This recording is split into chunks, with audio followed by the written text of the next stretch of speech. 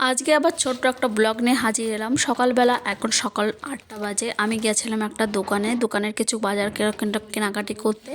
আর আমাদের বাজার কেনাকাটি করার পর দেখো দুটো কিন্তু যেগুলোকে আমরা পাঁপড় ভাজা বলি বা ঝুরি ভাজা বলি সেগুলো নিয়ে এসেছি, কারণ আজকে অনেক কিছু কাছাকাছি হবে।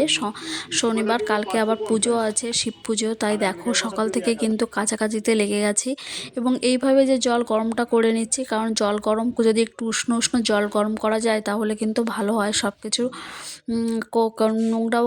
তাই সকালবেলা উঠে কিন্তু অনেক কাজকর্মে লেগে পড়েছি এবং যে গামলাটা নিচ্ছি এই গামলাটা কিন্তু সমস্ত কিছু ভিজিয়ে নেব গরম জলটা দিয়ে। নিয়ে করলে পরে ভালো হবে, কারণ গরম জল কিন্তু সমস্ত উষ্ণ গরম জলের সব নোংরাগুলো কিন্তু উঠে যায়। সেজন্য দেখো গরম জলটা নিয়ে নিয়েছি এবং আমি পুকুরে কাচতে যাব বলে। এটা কিন্তু আমাদের বাড়ি এবং এই বাড়ির রাস্তা দিয়ে কিন্তু পেরিয়ে আমাদের পুকুর পাড় এবং আমাদের কাকাদের ঘর বাড়ির সামনে। পরে যেটা আবার নীলকণ্ঠ যেটাকে বলি, সেটা কিন্তু গাছ আছে। এটা জানলা বেয়ে উঠেছে, দেখো কতটা সুন্দর এবং প্রচুর ফুল দেয়।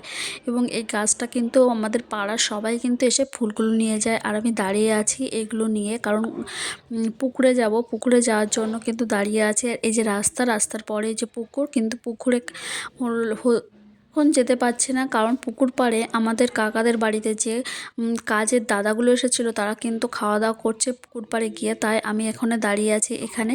এরপর দেখলাম যে পুকুর পাড়ে যেতে অনেকটা সময় লেগে যাচ্ছে, তাই কল থেকেই কিন্তু এগুলো ধোয়াধুয়ি করবো বলে ভাবলাম। এবং এইভাবে দেখো কাপড়গুলো ধোয়া হয়ে গেছে, কাপড় বলতে জামাগুলো।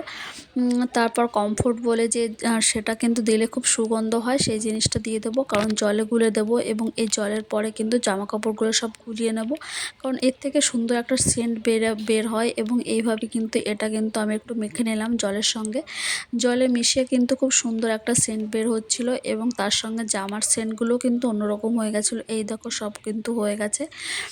এরপর কিছু যে বিছনার চাদর বা অন্য কিছু ছিল, আর সেগুলো নিয়ে আমি পুকুর পাড়ে চলে এসেছিলাম। এই দেখো আমাদের পুকুর পাড়টা কতটা বড় এবং সিঁড়িগুলো নেমে গেছে পুরোটাই। তারপর শীতকাল, রোদ ঝলমল আকাশ, পুরো মেঘ নেই বলতেই চলে। এবং আকাশটা দেখো কতটা সুন্দর, এবং সুন্দর আকাশের ভিতর কিন্তু আমাদের পুকুরটাও সুন্দর, কারণ চারিদিকে গাছপালায় এবং গাছপালা, তার ভিতর কিন্তু আমাদের পুকুরে যেহেতু সিঁড়ি বাঁধানো আছে, সবাই কিন্তু পাড়ার লোকজন সবাই চলে আসে সিঁড়ি দিয়ে কাজ করতে। এবং এই কাজ করতে কিন্তু খুব অনেক জলও আছে, তাই কিন্তু সবারই কষ্ট হয় না, খুব তাড়াতাড়ি কিন্তু কাজগুলো করে নিতে পারে লোকজন। এইভাবে কিন্তু শুরু হলো আজকের দিনটা। এই দেখো এই যে চলে এসেছি বাড়িতে, এবং এই যে সমস্ত কাপড়গুলো মেলে দেওয়া হয়ে গেছে।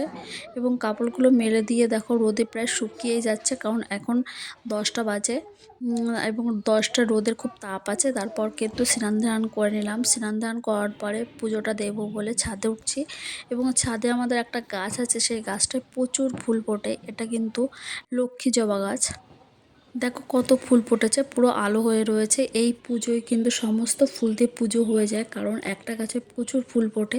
এই যে পুজো টুজো কমপ্লিট হয়ে গেছে, স্নান ধান করে পুজো কমপ্লিট। এখন কিন্তু খাওয়া দাওয়া করবো। কেমন লাগলো ব্লগটা কমেন্টে জানিও।